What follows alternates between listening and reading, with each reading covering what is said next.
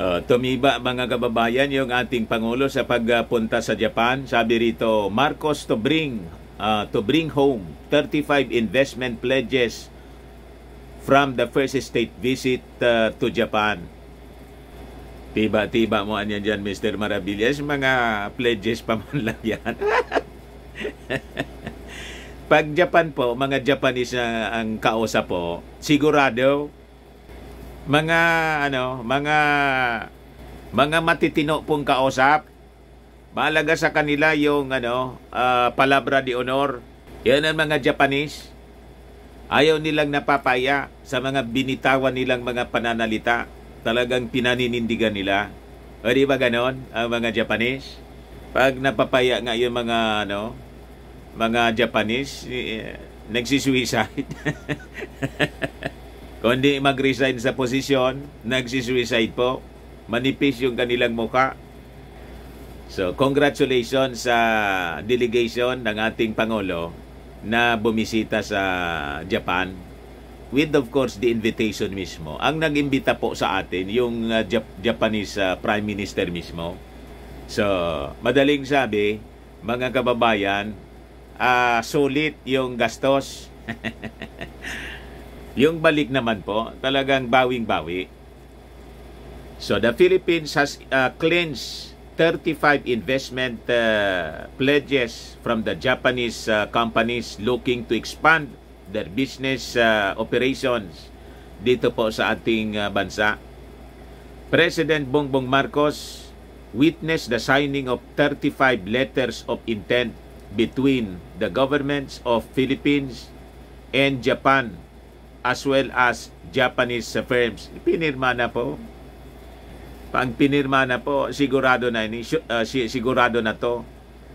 Sure ball na po. So sabi rito mga kababayan sa balita, mga magagandang balita yung ibigay natin na palagi po kasi para malabanan natin yung mga negative news. Lunorin natin ng mga positive news ang ating bayan, mga kababayan. So, the business pledges which are projected to generate jobs for Filipinos should they materialize came from Japanese companies in the industries of energy, transportation, healthcare, renewable energy, and business expansion among others. So, tamang-tama po ito kasi kailangan nating ibangon yung ating ekonomiya.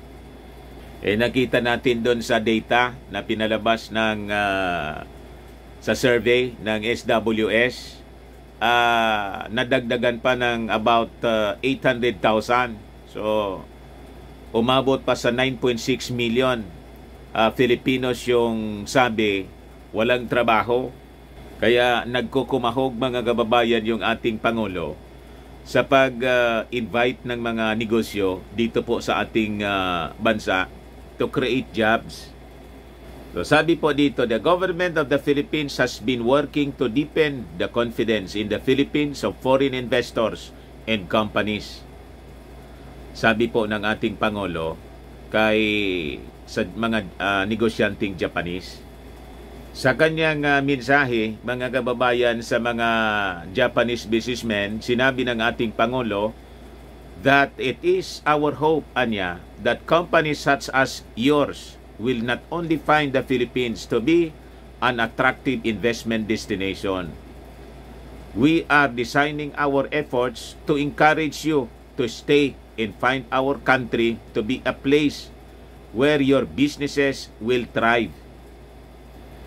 Kasama mga kababayan sa mga deals na napirmahan, include an automobile manufacturing expansion project and a commitment renewal to meet production targets with Mitsubishi Motors Corporation. There were also pledges for a factory expansion project with Japan Tobacco Incorporated and a printer manufacturing expansion project with Brother Industries Limited. Ang iba pa mga kababayan na mga negosyo na pumirma ng mga projects or agreed to partner with the Philippines are Double Dragon Corporation, Iwata Saki Incorporated, which will involve a hotel construction project, Corabi Industrial Corporation, which will create a new auto parts factory. Dito yung mga kailangan natin, mga factory, mga pabrika po. And Marubeni Corporation, which involve energy, transportation, healthcare, and afforestation projects. So yun po mga kababayan, yung mga magagandang balita na dala po sa atin para sa ating mga Pilipino ng ating Pangulong BBM. Ngayon, dito tayo sa medyo malungkot po ito. May dalawa ng Filipino pala na namatay doon sa lindol na tumama sa Turkey and Syria. So, sabi ng ating Pangulo, nalulungkot niya ako kasi ito yung sinapit ng ilan sa ating mga kababayang Filipino sa pagtama po ng napakalakas na lindol. Marcos deeply regrets death of 2 Filipinos in Turkey quake, sabi rito mga kababayan sa balita.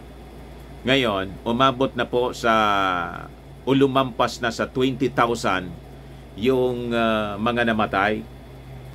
Ito po yung balita sa Philippine Daily Inquirer ngayon. Basahin ko. Death toll tops 21,000 from Turkey-Syria quake as hopes fade. Ako tingin ko po mga kababayan, baka lumampas pa itong 30,000 kasi napakarami pang mga nasa ilalim po ng nasa ilalim ng mga nagibang building. At saka siyempre habang lumilipas yung mga oras, lalong lumiliit ang tsansa ng mga survivors po sana. Kasi po kulang na kulang yung mga tao at saka yung mga gamit, mga heavy equipment para bungkalin yung mga debris. But anyway, yung mga bansa sa buong mundo ay nagtutulong-tulong na rin po.